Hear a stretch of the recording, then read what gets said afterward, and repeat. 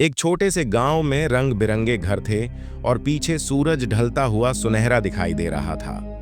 गांव के कोने पर एक बड़ा डरावना बरगद का पेड़ खड़ा था, जिसकी टेढ़ी मेढ़ी जड़ें और लटकती डालियां हवा में सरसराहट कर रही थीं। 3 बच्चे, रोहन एक लाल शर्ट में बहादुर लड़का, प्रिया नीली ड्रेस में उत्साही लड़की और चिंटू पीली टोपी में डरपोक लड़का, स्कूल के बाहर खड़े होकर चुपके से बातें कर रहे थे। रोहन ने बरगद की तरफ इशारा किया और बोला, लोग इसे भूतिया बरगद कहते हैं, चलो इसका पता लगाते हैं। प्रिया ने उत्साह से सिर हिलाया, आंखें बड़ी करके बोली, सुना है रात को वहां जाने वाला कभी वापस नहीं आता। चिंटू घबराते हुए अपनी टोपी पकड़कर बोला, अगर सच में भूत हुआ तो? रोहन जोर से हंसा और बोला, हम शाम को जाएंगे और इस रहस्य को पर्दाफाश करेंगे। तीनों ने हाथ मिलाए, उनके चेहरे पर जिज्ञासा थी और सूरज ढलने लगा। गांव की घड़ी ने 5 बजाए, जो उनके एडवेंचर की शुरुआत का इशारा था। बच्चे अपने बैग उठाकर घर से चुपके से निकल पड्डे डीहे। पीछे बरगद का पेड़ धीरे धीरे अंधेरे में समा रहा था। बच्चे घास भरे रास्ते से बरगद की ओर बढ़े जब आसमान नारंगी और छाया से भर गया। बरगद के टेढ़े तने और चीरती डालियों से हवा में हल्की सी सिसकी जैसी आवाज आ रही थी। रोहन पास आया, अपने फोन की टॉर्च जलाकर बोला, ये तो बस एक पेड़ है ना? प्रिया ने कान लगाकर सुना और धीरे से बोली, यह हवा है या कुछ और? चिंटू कांपते हुए डालियों की तरफ इशारा करता हुआ बोला, यह हिल रहा है जैसे जिंदा हो। तभी तेज हवा का झोंका आया, डालियां जोर से हिलीं और बच्चे डर से पीछे हट गए। रोहन पेड़ के चारों ओर घूमा और जड़ों के नीचे उसने एक छोटी गुफा का दरवाजा देखा। प्रिया चौंक कर बोली, एक गुफा? किसी ने कभी इसका जिक्र नहीं किया। चिंटू ने सिर हिलाया, हमें अंदर नहीं जाना चाहिए, कुछ भी हो सकता है। लेकिन रोहन मुस्कुराया और बोला, अब पीछे नहीं हटेंगे।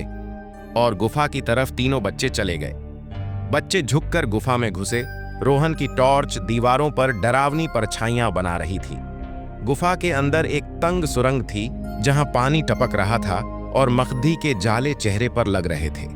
प्रिया ने धीरे से कहा, ऐसा लग रहा है जैसे कोई हमें देख रहा है। बच्चे एक छोटे कमरे में पहुंचे, जहां एक पुरानी लकड़ी की पेटी धूल से ढकी पड़ी थी। पेटी पर खुरचे हुए शब्द थे, मुझे खोलो, मेरा दोस्त बनो, जो अंधेरे में हल्का सा चमक रहे थे। चिंटू पीछे हटा और बोला, इसे मत छुओ, ये जाल हो सकता है। प्रिया ने हाथ बढ़ाया, क्या पता खजाना हो, हम इतना आगे आ गए हैं। रोहन ने सिर हिलाया, साथ में खोलते हैं। तीनों ने पेटी पर हाथ रखा। पेटी धीरे से खुली, धूल का गुब्बार हवा में उड़ने लगा। अंदर एक छोटी गुड़िया थी, जिसकी आंखें चमक रही थीं और डरावना संगीत गूंज उठा। चिंटू चिल्लाया, यह जिंदा है। जब गुड़िया का सिर थोड़ा सा झुका, गुड़िया हल्की आवाज में बोली, मैं 100 साल से यहां बंद थी। प्रिया पीछे उछली, बोलने वाली गुड़िया, क्या तू भूत है? गुड़िया हल्की सी चमक के साथ बोली, तुमने मुझे आजाद किया, अब मैं तुम्हारी दोस्त हूं। रोहन हैरान था, दोस्त? हमें डराओगी तो नहीं?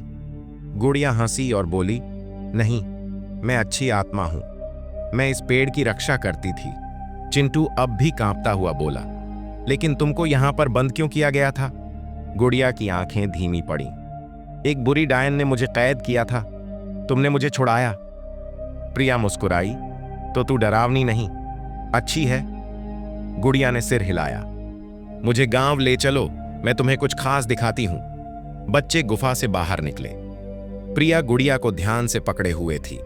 बरगद का पेड़ अब कम डरावना लग रहा था, चांदनी डालियों के बीच से छन रही थी। गुड़िया तेजी से चमकी और बोली, मेरे नए दोस्तों के लिए एक तोहफा है। उससे एक छोटी सी चमक निकली, जो पेड़ की जड़ों की तरफ उड़ गई।